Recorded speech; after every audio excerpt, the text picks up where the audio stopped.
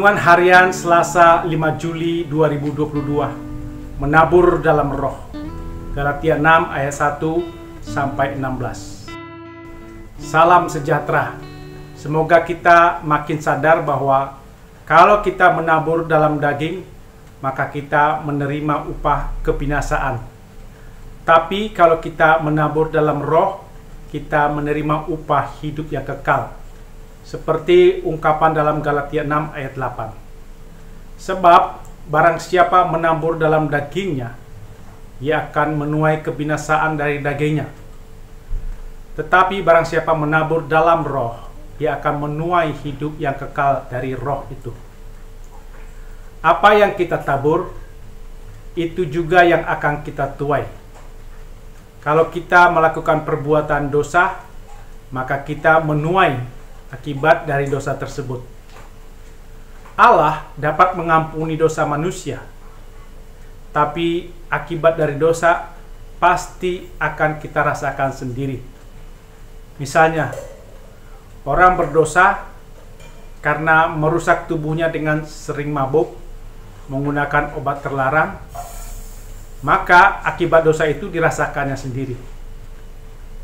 Allah bisa mengampuni dosa kita, memperbaharui hidup kita di masa depan. Tapi kerusakan akibat dosa tetap kita rasakan. Menabur dalam daging adalah pikiran, sikap, keputusan, perbuatan yang dituntun oleh kedagingan kita. Orang yang menabur dalam daging mengharapkan hasil dari diri sendiri, usaha diri sendiri, maka hasilnya adalah kebinasaan. Menabur dalam daging adalah orang yang mementingkan diri sendiri, memakai sumber daya yang ada padanya untuk memuaskan keinginan pribadinya. Menabur dalam daging, mencari kebahagiaan dalam memuaskan hawa nafsu dan menentang roh. Menabur dalam daging digambarkan juga sebagai orang sombong yang membanggakan hal-hal lahiriah, seperti membanggakan sunat sebagai jalan menjadi orang benar atau suci dan masuk surga. Pada masa kini, ada orang sombong yang membanggakan hal-hal lahiriah, seperti baptis dengan cara percik atau selam atau baptis di sungai Yordan. Dengan cara baptis lahiriah menjadi jaminan masuk surga. Menabur dalam roh berarti orang yakin air tidak membersihkan orang dari dosa. Cara percik dan selam tidak membersihkan orang dari dosa. Hanya penebusan dari Yesus yang memerdekakan orang dari dosa dan hidupnya dituntun Roh Kudus memperoleh hidup kekal. Hidup yang merdeka dari dosa dan dituntun Roh Kudus disebut ciptaan baru. Kita hanya membanggakan salib Yesus yang menebus dosa kita. Jangan sampai kita tersesat dengan ajaran yang membanggakan cara lahiriah dari baptis sebagai syarat masuk surga. Ketika kita melakukan perbuatan sesuai tuntunan Roh, maka kita akan menuai akibat dari tuntunan roh tersebut. Menabur dalam roh adalah pikiran, sikap, keputusan, perbuatan yang dituntun Roh Kudus. Menabur dalam roh menerima kasih karunia Allah dan menjadi benar di hadapan Allah. Orang yang menabur dalam roh mengharapkan hasil dari roh, menuai hidup kekal. Orang yang menabur dalam roh adalah orang yang dimerdekakan dari dosa, menjadi hamba Allah, dan beroleh hasil, yaitu hidup kudus dan hidup kekal dalam Kristus Yesus. Setelah ditebus Yesus, maka jalan hidup seseorang akan dituntun Roh Kudus menuju hidup kekal. Menabur dalam roh dinyatakan dalam perilaku yang rajin berbuat baik, tidak berhenti untuk berbuat baik. Galatia 6 ayat 9. Bertolong-tolongan, menanggung beban bersama-sama. Rajin berbuat baik bukan untuk mencari pahala agar masuk surga. Tapi karena Yesus sudah menebus dosa kita, maka kita dituntun Roh Kudus. Tiap-tiap orang diberi kemampuan oleh Tuhan untuk berbuat baik sesuai kesanggupannya. Roh Kudus menuntun orang menggunakan talentanya untuk kepentingan bersama. 1 Korintus 12 ayat 7-11.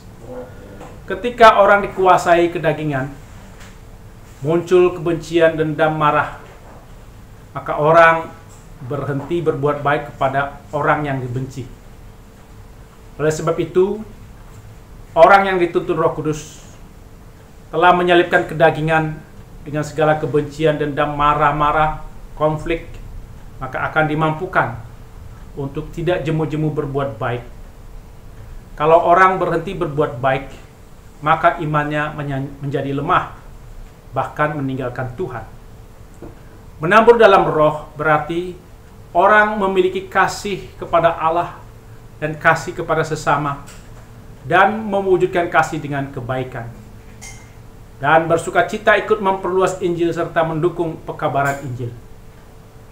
Orang yang menabur dalam roh, mereka saling melayani di dalam persekutuan gereja, memberi kepada orang yang membutuhkan. Kita mulai dari yang seiman, kemudian kepada orang yang berbeda agama, suku, ras, golongan. Orang yang menabur dalam roh tidak jemu-jemu berbuat baik. Orang yang menabur dalam daging akan mencari-cari alasan untuk tidak melakukan apa yang baik bagi sesama. Kita semua ada kecenderungan untuk merasa jemu berbuat baik, cenderung letih dan lesu, dan berhenti berbuat baik. Jika kita menjadi jemu berbuat baik, kita akan kehilangan upah dan kehilangan penghiburan. Kita datang pada Yesus, maka Yesus akan memberi kelegaan. Jika kita tetap teguh berbuat baik, upah kita pasti akan tiba. Dan upah itu akan begitu besar, berlimpah ruah atas segala ketabahan dan kesetiaan kita. Selama masih ada kesempatan, kita terus bersikap dan berbuat baik terhadap orang lain dengan tulus dan tekun. Kita jangan menunda berbuat baik sampai sebelum kita mati, dengan dalih bahwa banyak pekerjaan lain yang harus dilakukan nanti saja. Kita tidak tahu yang pasti apakah kita akan diberi kesempatan nanti. Kita harus berusaha berbuat baik selama kita hidup.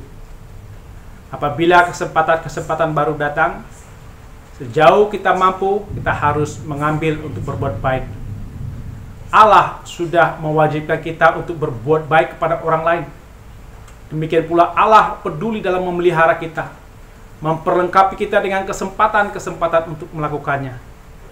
Kita memerlukan hikmat dan kebijaksanaan dari Allah untuk membimbing kita dalam menjalankan perbuatan kasih atau kebaikan, khususnya dalam memilih siapa yang pantas mendapatkannya. Masih banyak orang yang berjalan dalam kuasa gelap. Kita memohon hikmat Tuhan agar dimampukan menolong dan menyadarkan orang yang dalam kuasa gelap dan tersesat, agar mereka juga menerima keselamatan melalui penebusan Yesus. Kita bersedia diutus Tuhan untuk menjadi saksi yang setia, beriman, menceritakan kasih surgawi pada orang berbeban. Roh Kudus mengurapi kita agar tetap tekun di dalam kasih melayani setiap orang berkeluh. Seperti ungkapan dalam KJ 429 ayat 3. Utus kami menjadi saksi yang setia beriman, mengisahkan kasih surgawi pada orang berbeban. Roh Kuduslah yang mengurapi agar kami tetap tekun di dalam kasih melayani setiap orang berkeluh. Amin. Mari kita berdoa. Ya Tuhan, buatlah kami makin sadar bahwa kalau kami menabur dalam daging, maka kami menerima upah kebinasaan. Tapi kalau kami menabur dalam roh, maka kami menerima upah hidup yang kekal. Kami ingin melakukan perbuatan sesuai tuntunan roh dan dimerdekakan dari dosa menjadi hamba Allah. Mampukan kami rajin berbuat baik, bertolong-tolongan menanggung beban bersama-sama. Mampukan kami menggunakan talenta kami untuk kepentingan bersama. Mampukan kami menyalipkan kedagingan kami, tidak membanggakan hal-hal lahiriah kami, hanya membanggakan salib Yesus yang menebus dosa kami. Roh Kudus, urapi kami agar tetap tekun di dalam kasih melayani setiap orang. Dalam Yesus kami berdoa. Amin.